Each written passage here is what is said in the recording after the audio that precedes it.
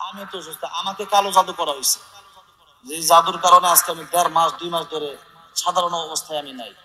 সূরা ইখলাস, সূরা নাস, সূরা ফালাক, সূরা নাস তিনবার করে মোট 9 বার। সূরা ইখলাস 3 বার, সূরা ফালাক 3 বার, সূরা নাস 3 বার। এটা ফজরের নামাজের পরে এবং মাগরিবের নামাজের পরে হাতে ফু দিয়ে মালিশ করে নেবেন।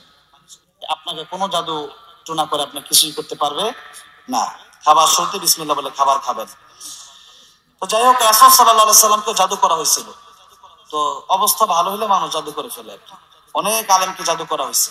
তো আমাকে জাদু করা হয়েছে, একবারে মৃত্যু সজ্জা কিভাবে সাহিত্য হতে পারে। আলহামদুলিল্লাহ চিকিৎসা চলতেছে। আপনার দোয়া করবেন না যেন সুস্থতা শেফা কামেলা আজরা দান করেন, বলেন আমিন।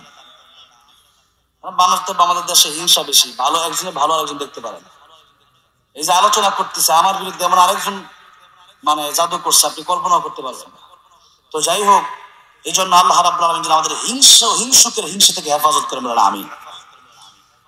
আমি শুনেছি অন্ধ বক্তা, তিনি অসুস্থ, আল্লাহ শেফায়ে কামেল আজা দান করেন। এরপরও যদি অসুস্থ থাকে উপস্থিত হয়েছিল, আমি কি করবো? আমি তো 9টা পর্যন্ত কথা বলবো, কি বলবো? এই জন্য শিডিউল ঠিক রাখতে হবে। আমি কি রক্ত বেরোচ্ছে? কি মনে কি হচ্ছে এখন? এখন কি আবার হাসপাতালে যাবে? কোথায় উনি? আসতে বলেন, আমার ওয়াজের মাঝখানে একটু সালাম দিয়ে যদি চলে যায় করতে আসছে, এটা আসতে বলবেন না। এত অসুস্থ যে সালাম দিয়ে দেওয়া ছাড়া কিছু করতে আসবে কেন? আর মানুষের কি জ্ঞান বুদ্ধি বিবেক নাই? মানুষ বোঝে না? মানুষ বোঝে যদি এরকম হয় যে অন্ধভক্ত অসুস্থ, তাহলে উনি কথা বলবে না। দেখেন, আমি অসুস্থতা এরকম হইলে আজ আমি এক সপ্তাহ ক্যান্সেল করছি প্রোগ্রাম। এখন এরকম হলে তো কষ্ট, উনি যা আসছে এটাই তো ওনার কষ্ট। পাশে বাড়ি হলেও ব্লাড বের হচ্ছে, তো এটা কষ্ট হই। আসে নাই, বদনাম করে আপনি দাওয়া দিবেন না, না এটা বলা যাবে না। এই জন্য সালামটা দিয়ে যাচ্ছে, রাফি সাহেব যে আসছে এটা দেখাই যাবে। মাশাআল্লাহ, ঠিক আছে, আসতে বলেন, যদি নিয়ে আসেন। ওয়াজ তো আসলে ওয়াজ হয় না, মানে বক্তা যদি সব একসাথে জগা কিছুই লাগে তো ওয়াজ হবে না। আমার সামনে যে আজকে মানুষ আছে, আমার সামনে 50,000 লোক থাকে একটা মাহফিলে, সেভাবে ওয়াজ করি। এখন যদি আমি তো আসছি বন্ধুর জন্য, বন্ধুর ভালোবাসা। এখন যদি এই বক্তা অসুস্থ, আমিও অসুস্থ, রেজাল্ট করে ইব্রাহিম আসবে কখন? এখন এইভাবে মাহফিল তো একটা মাহফিলের সৌন্দর্য থাকে না। যাই হোক, ওয়াজ মাহফিল আসছে মাশাআল্লাহ, আলহামদুলিল্লাহ। আপনি তো অসুস্থ শুনলাম। আমাদের ভাই আর এমনি অন্ধ মানুষ, সালাম দিবে একটু না? মাশাআল্লাহ মাশাআল্লাহ, আলহামদুলিল্লাহ। কেমন আছেন আপনি? আমি আলহামদুলিল্লাহ শুনেছি আপনি সুস্থ। আল্লাহ, উনি এই যে অসুস্থ নিয়ে আসলেন, মাওলানা মাহবুবুর রহমান তারিফি সাহেব, আল্লাহ তুমি শিফায়ে কামেলা আজল নসিব করে দিবেন, আমিন। আমি মুসাফির, আল্লাহ নবী বলেছেন 3 জনের দোয়া খালি ফেরাত না। 1 নম্বর তোমার মা বাবা, 1 নম্বর কে? বন্ধুকে বুলেট মিস হইতে পারে, 2 নম্বর মুসাফির, 3 নম্বর মজলুম। আমার ভাইকে সালাম দিবে, একটু দোয়া চাইবে, 1 মিনিট। দেন তো, একটু দেন তো।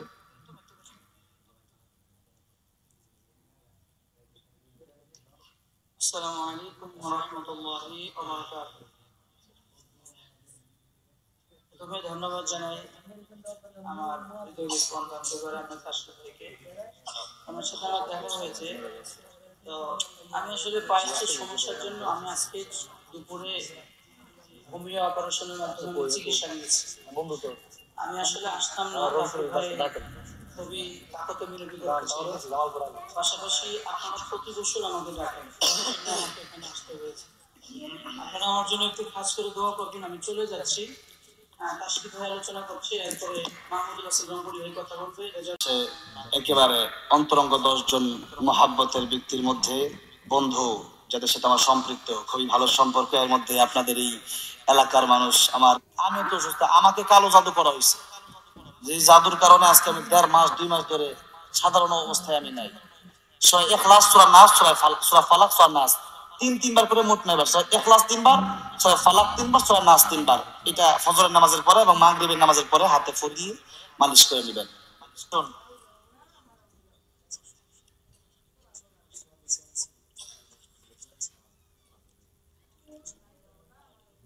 বলে সালাম দেওয়ার দরকার নেই, বা স্টেজে আসার দরকার নেই।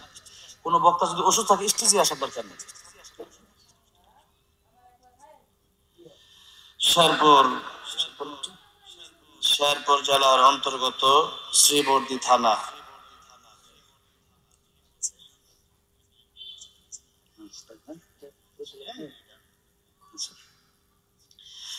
শেরপুর জেলার শ্রীবর্দী থানার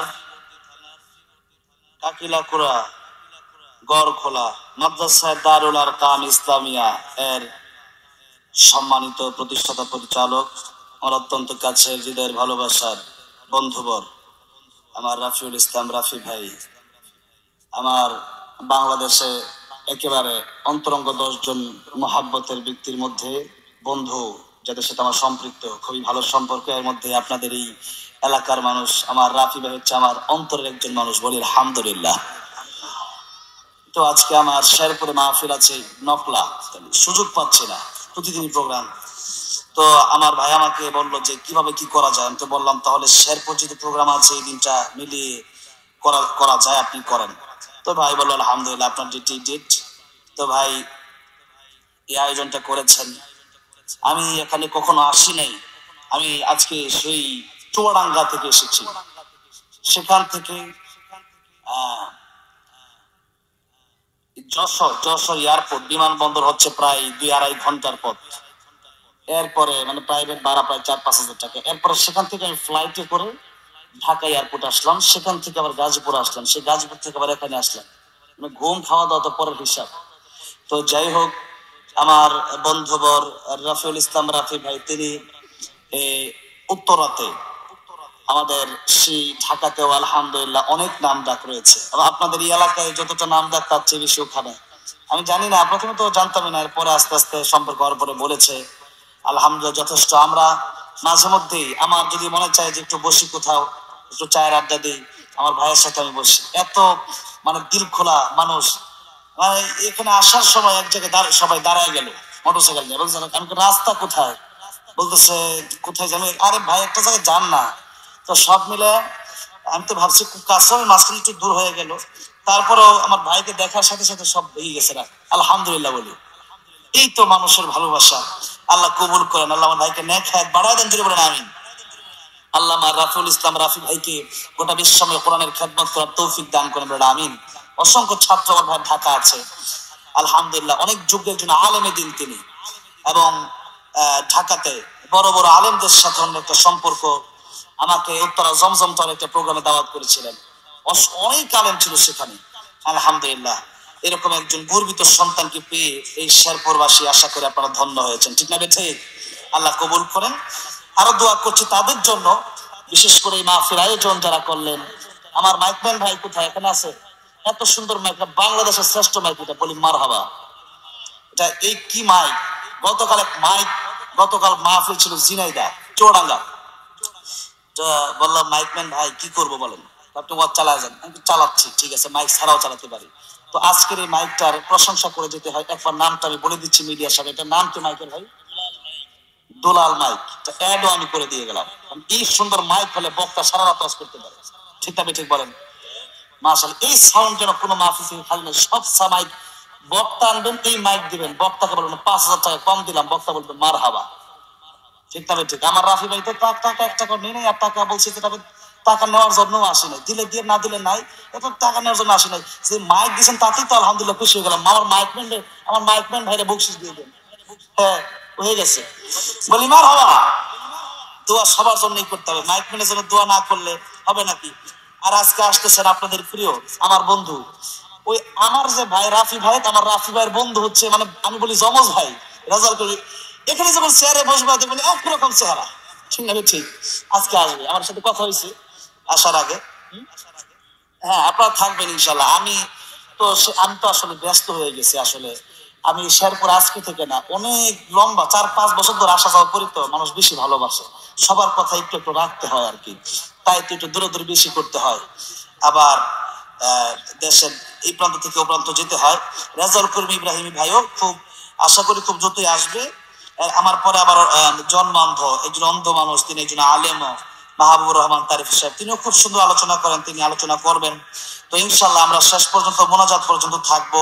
আল্লাহ তাআলা এই মাহফিল যারা আয়োজন করলেন, যারা আসলেন বসলেন, আল্লাহ তাআলা কাল কিয়ামতের ময়দানে মাহফিল আমাদের নাজাতের উসিলা বানায়, নবীর সাথে জান্নাতুল ফিরদৌস দিয়ে দিয়ে চলে বলেন আমিন।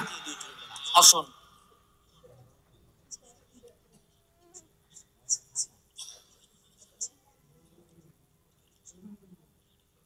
বলে সালাম দেওয়ার দরকার নেই, স্টেজে আসার দরকার নেই। কোনো বক্তা যদি ওষুধ থাকে স্টেজে আসার দরকার নেই।